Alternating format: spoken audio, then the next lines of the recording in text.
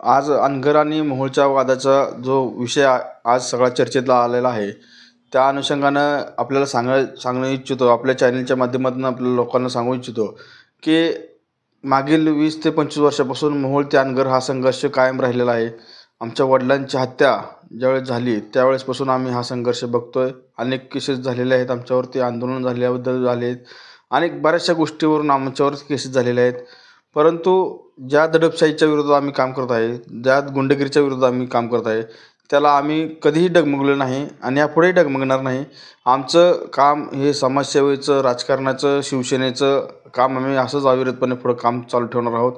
परंतु ज्या गोष्टीला आम्हाला सांगण्याचं असं तात्पर्य वाटतं की मीडियानं आपल्या चॅनलच्या माध्यमातून लोकांना दाखवून द्यावं की हा माणूस एवढा विक्षिप्त आहे माणूस की त्याच्याबद्दल हा तालुका जो विचार करतो तो त्याच्या विरोधात काम करणाऱ्या लोकांना संपवण्याचा विचार करतो. काय घडलं होतं तुमच्या वडिलांच्या बाबतीत? त्यावेळेस आमचे वडील शिवसेनेचं काम करत असताना त्यांना शिवसेनेचं काम करू नको, आमच्या विरोधात काम करायचं नाही, आमच्या विरोधात त्यांची एक संकल्पना डोक्यात आहे की आमच्या विरोधात कोण नसलं पाहिजे. त्या अनुषंगाने वडिलांनी त्यांच्या काही गोष्टीला विरोध केला. त्यांचं समाजातलं असणारं दडपण, दहशत संपवण्यासाठी आमच्या वडिलांनी काम करत होते. कुठल्याही शिवसैनिकावर मारहाण झाली, काय झाली, त्यावेळेस कोणी अन्याय केला त्यावेळेस आमचे वडील तिथं धावून जायचे, मदत करायचे.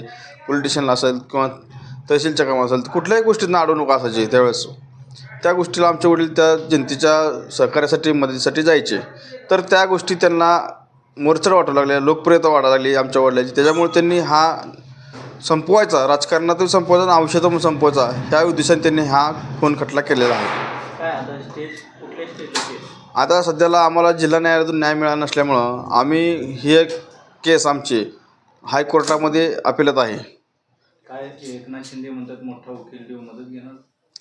जर तसं आम्हाला कोण सहकार्य करत असेल, अन्यायाच्या विरोधात जर कोण लढत असेल आणि आम्हाला जर कोण साथ देत असेल तर त्यांचं स्वागतच आहे. सर्वांनीच आम्हाला सहकार्य केलं पाहिजे आणि असं आमचं म्हणणं आहे.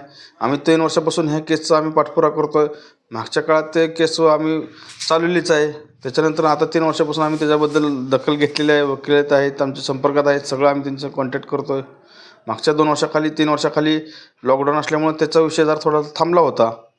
परंतु त्याच्यानंतर हा विषय झालेलाच आहे. त्याच्यानंतर आमचे चुलते वारले, त्याच्यामुळे थोडा विषय थांबला, थोडा वेळ गेला. परंतु आम्ही 3-4 वर्षापासून पाठपुरावा चालू आहे आमचा. त्याला नक्कीच यश येईल असं आम्हाला अपेक्षा आहे. न्यायालयावर आमचा विश्वास आहे.